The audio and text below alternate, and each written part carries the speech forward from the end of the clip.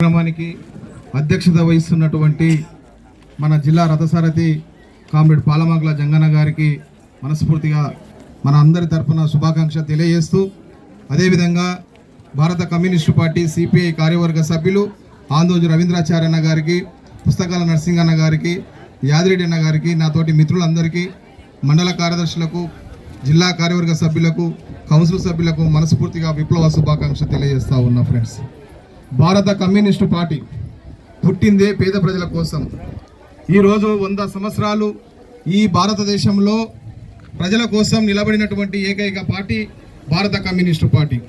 ముఖ్యంగా మనం ఈరోజు నరేంద్ర మోడీ 2014లో అధికారంలోకి వచ్చిన తర్వాత పేద ప్రజలకు చాలా తీరని అన్యాయాలు చేస్తూ ఉన్నారు.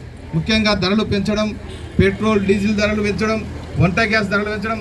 ఈ మధ్యకాలంలో ఎలక్షన్లు 5 రాష్ట్రాలకు ఎలక్షన్లు జరిగినాయి. ఆ ఎలక్షన్లు జరిగే వరకు రేట్లు పెంచలేదు. ఎలక్షన్లు జరిగిన వెంటనే తక్షణమే గ్యాస్ ధరలు, డీజిల్ ధరలు ఈ రకంగా పెంచి పేద ప్రజలపైన పెద్ద రాయిని తెచ్చి మెడ మీద వేసినట్టుగా చేసినటువంటి నరేంద్ర మోడీ అసలు కేంద్రంలో పరిపాలన చేయవలసినటువంటి అవసరమే లేదని చెప్పి మనం అందరం రాబోయే ఎలక్షన్లో బీజేపీ పార్టీకి మనం ఓటేయకుండా ఆయన ఇంటికి పంపాల్సినటువంటి అవసరం ఉంది. ముఖ్యంగా రాష్ట్ర ప్రభుత్వం ఈరోజు ప్రజల పక్షాన మేము నిలబడతాం, ప్రజల కోసం మేము పనిచేస్తున్నామని చెప్పి గొప్పలు చెప్పుకునే ఈ రేవంత్ రెడ్డి గారి ప్రభుత్వం నిజంగా ఈ ప్రభుత్వం వచ్చిన తర్వాత ఏ పేద ప్రజలకైనా ఎవరికైనా ఉద్యోగాలు ఇచ్చిందా, లేదంటే కొత్త హాస్టళ్ళు కట్టారా, కొత్త స్కూళ్ళ నిర్మాణం చేశారా? ఈరోజు ఏదో స్కూల్ కడుతున్నాం అందులో అందరు ఉంటారని చెప్పి చెప్తా ఉన్నారు. నిజంగా ఈరోజు స్కూల్ తెరిచే టైం ఆసన్నమైంది. 15 తారీఖు నాడు రేపు ప్రభుత్వ స్కూళ్ళను ఓపెన్ చేస్తారు. మరి నిజంగా మన పేద ప్రజల విద్యార్థులకు ఫీజు రియంబర్స్మెంట్ ఇప్పటివరకు ఇవ్వలేదు. ఒకసారి ఆలోచించవలసినటువంటి అవసరం ఉంది.